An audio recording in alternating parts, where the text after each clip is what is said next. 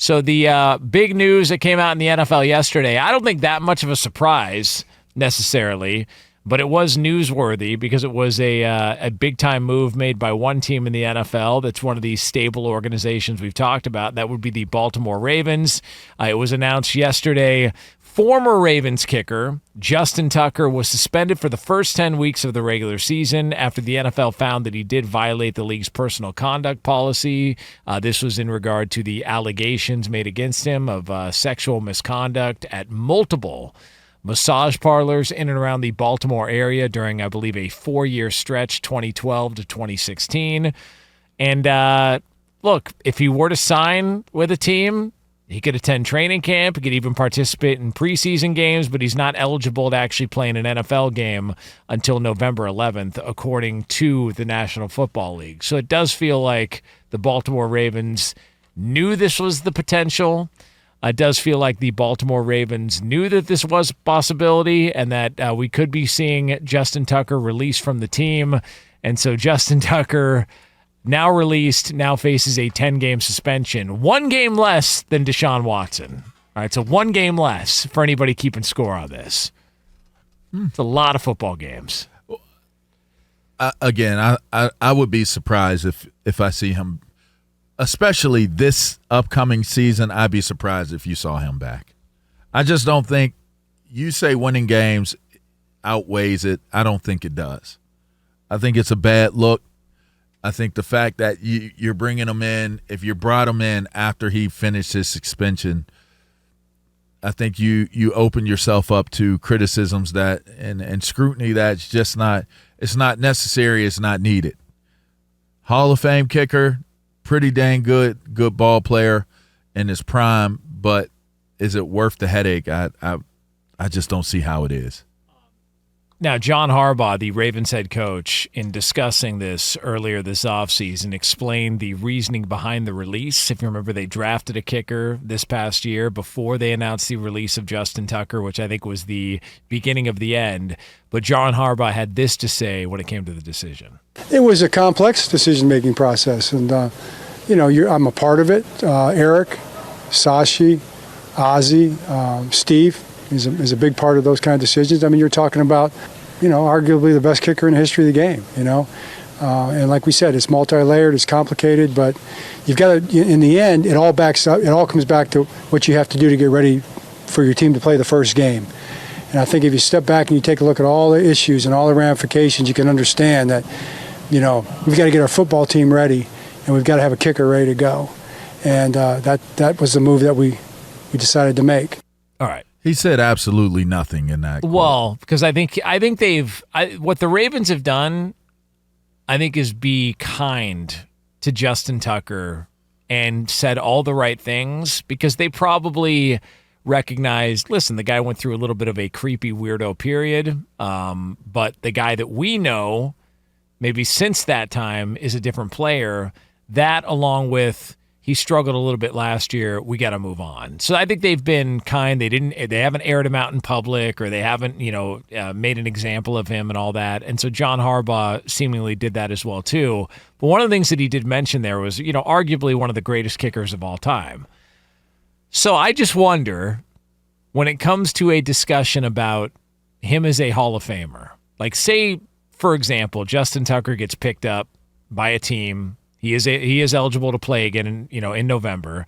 But say a team's like, man, we don't want to deal with that in season. We don't want to deal with the drama. We don't want to deal with the blowback or having these conversations, because the only reason you're signing Justin Tucker during the year would be if you've got a problem at the kicker position anyways. And to welcome in more dysfunction at a position and more conversation and more drama to a position that you've already got drama in, which is why you're even in the market for a kicker at that point, that late in the year, maybe isn't the best fit. But next offseason, I could see a team kicking the tires on Justin Tucker and saying, let's give him a shot. He's one of the best kickers of all time. My question would be this. Say he goes and he plays for another team. And clearly it's not going to be Baltimore. And it's not going to be Cleveland because they've already got too many. And definitely not going to be New England because Robert Kraft doesn't want the reminders. If they were to bring in Justin Tucker and he finishes out his career at a high level like he was for majority of his career, does this 10-game suspension impact him being a Hall of Famer? Because I think it would. And I don't know that it would for maybe another position outside of, punter and so, but I could see this being a make or break for a position that doesn't have a lot of Hall of Famers. And that's a good point. The last point is a good point. There's not very many specialist Hall of Famers. So it wasn't going to be a first ballot Hall of Famer either, So, and that wasn't going to be based upon anything other than it's just not a high profile position for the Hall of Fame. With that being said, when you have something like this take place, it 100% damages your image. And whether there was if there was a conviction, it's a absolute no. Without this going to trial and it becoming a legal thing and all that comes along with it, he settles this out of court. It never sees the light of day. He's going to be a Hall of Famer. It's just a matter of when.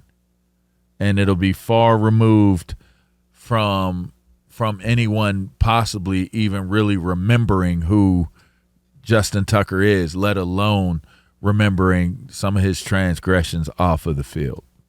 Yeah, I just look at it because this is one of the things that we mentioned yesterday about Robert Kraft and him being at Fanatics Fest and talking about how the last 2 years were the worst of his time and all that. And one of the thoughts on why he's not in the Hall of Fame when a guy like Jerry Jones is, when he's got double the amount of Super Bowls as Jerry Jones is, do people who are voting for the Hall of Fame look at what happened with Robert Kraft in Jupiter, Florida at the Orchids of Asia? And do they look at that, and is that why they've decided not to put him in the Hall of Fame? Because it doesn't make sense. And that's what we do know. That's what the public does know. You and I both know there are a lot of things that, people close to situations like that know one another and have built relationships through the years. They may have more knowledge and more color on everything, on a lot of things that take place that the general public isn't privy to. There are a lot of things that I know specifically that I would never talk about on air.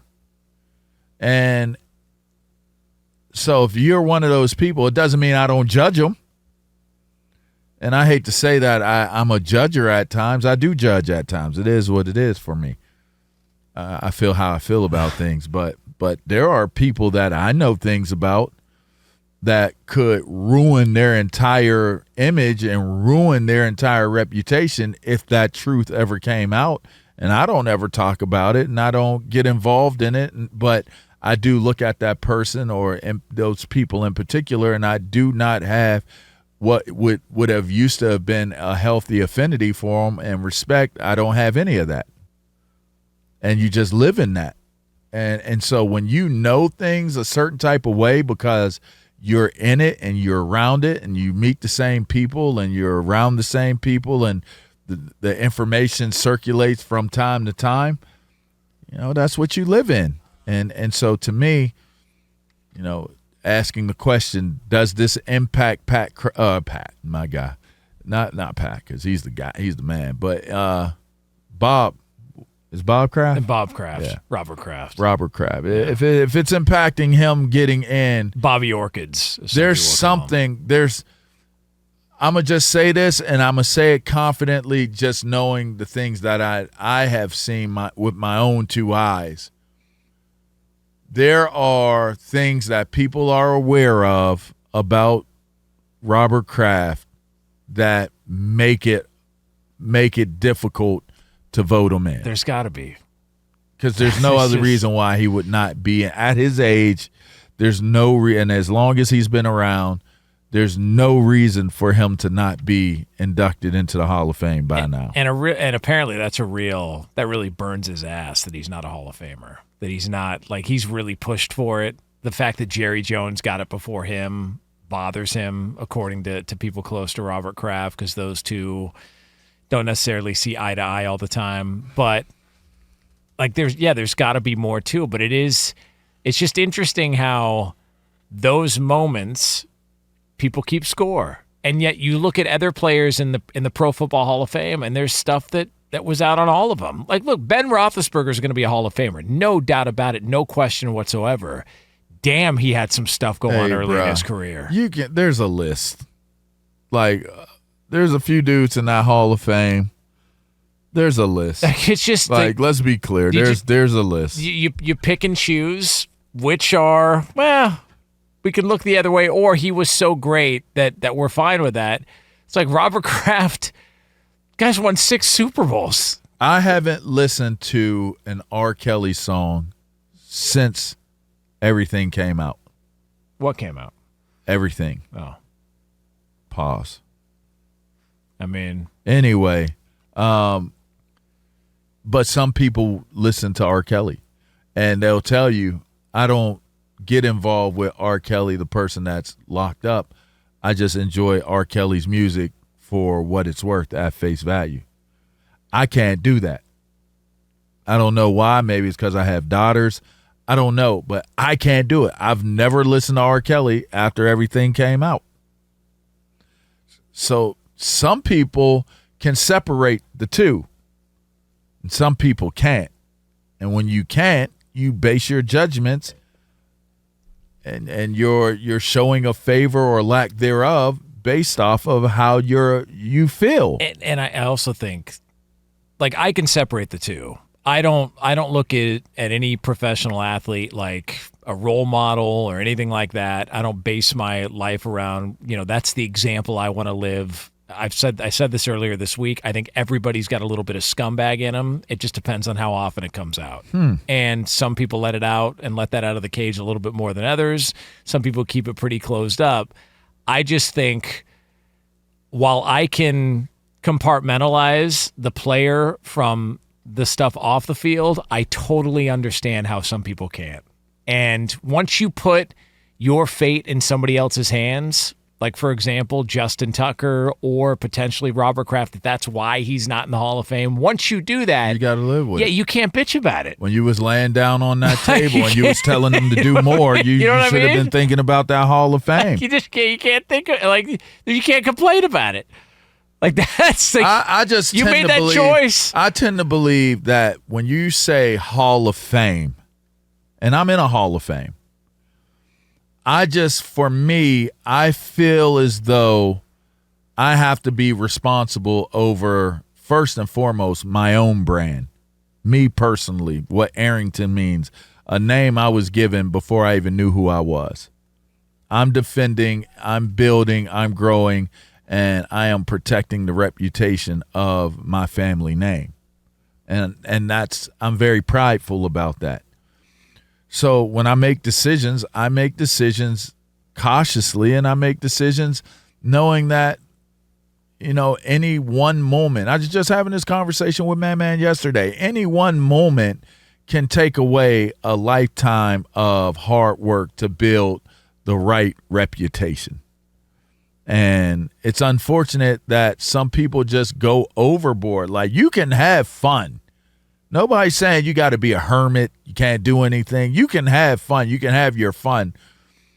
But you got to understand what, when no means no. You got to understand, social cues, different things that maybe some of these guys just don't seem to feel like they need to have that as an asset or a skill or something that's a part of, what they bring to the table. And you make these decisions, and I honestly believe some of the people that make these decisions are fully unaware of how egregiously out of pocket they are because they're that out of touch with reality. I honestly believe that. Like, when Deshaun Watson says he's innocent, I believe he honestly believes that based off of his vision of the world.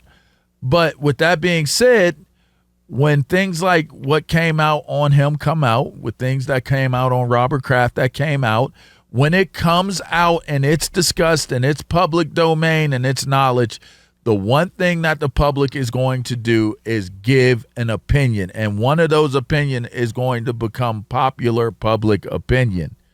And if you're not looked upon positively as a Hall of Famer, how can you be selected and put into such hallowed ground knowing that something not good, not glowing, not flattering about you, and in fact landed you in legal trouble? How are you supposed to be putting them in the Hall of Fame when most cases you say that's infamy, not famous, that's infamous? So to me, I think it does become a hard sell to put a person into the Hall of Fame that doesn't have a good reputation both on and off the field, because you are an ambassador. You are the ultimate ambassador to the game. And there's also the, look, and this could go down a whole rabbit hole of Major League Baseball and how, their parameters for getting into the Hall of Fame, which is just a joke. But yeah, those people have the power to determine how you're viewed from a legacy standpoint, but you have the power to determine what they choose to look at from your conduct, and or some people, good or bad. Some people, a little bit reckless out there. So, but we will a little bit. We'll see. We'll see what happens when it comes to the case of Justin. But some Tucker. of the most touched people are Hall of Famers, which is the appropriate word for this topic. Well, there you go.